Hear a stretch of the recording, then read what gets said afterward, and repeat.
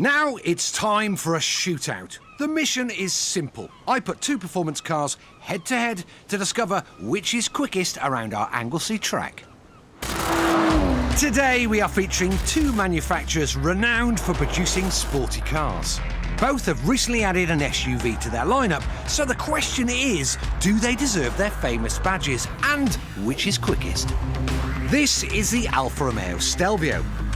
Prices for this automatic 2.2 diesel model in all-wheel drive start at £38,000. It produces 210 brake horsepower, which is good for a 0 to 62 time of 6.6 seconds.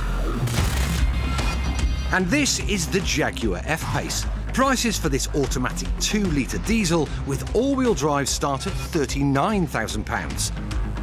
Its 180 horsepower motor will get you to 62 miles an hour in 8.7 seconds. Let's get this show on the road, and I'm starting with the Alfa. The key to the Stelvio's performance is its weight. It's only 1,660 kilos, and you can feel the benefits in the handling as well. It's nimble. Even when I'm cornering, the car's, it's alive, and it's rock solid on the brakes. Wow. This is impressive. Now, not all Stelvios come with four-wheel drive, but this one does. Most of the time, it's delivering all the power to the rear wheels, but it can chuck up to 50% to the front axle, if it needs it, if the rear's struggling. Which the car does automatically. There are 3 driving modes to choose from, and I'm in D for dynamic. Time for a fast lap. Smooth it all off. Let's see what lap time we can get. It's really precise. It's very easy to put the car exactly where you want it. Come on, come on, come on, come on, come on, come on. Do you know what? This is a very, very good little car. I love it. Well done, Alfa. The Stelvio crosses the line in 1 minute, 26.8 seconds. Now for the Jaguar F-Pace.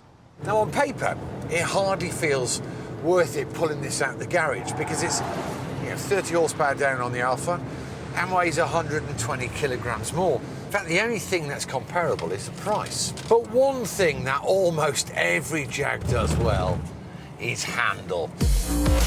And the engineers have not based this car on some bloated 4x4. Instead, the chassis has been developed from their sweet handling XE and XF range, so it's got a good feel to it. It certainly feels more nimble through the mid-phase of the corner than the Alfa.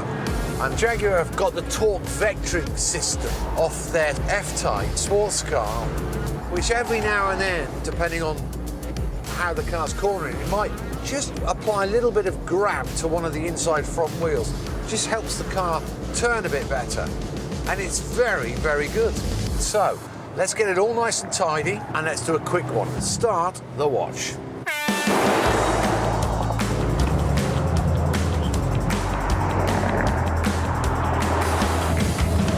By the first checkpoint, the Jag has fallen behind by just over a second. You know what? It's a joy to drive. It doesn't struggle to get around tight corners. It still keeps turning. It doesn't plough into understeer. However, that's not helping the lap time, and by the second checkpoint, the F-Pace is 2.5 seconds back. Could it recover anything by the finish? All right, come on, get it tidy. Here we go. And stop the watch. The answer is no, because the F-Pace crosses the line in 1 minute 30.2 seconds, a hefty 3.4 seconds slower than the Stelvio.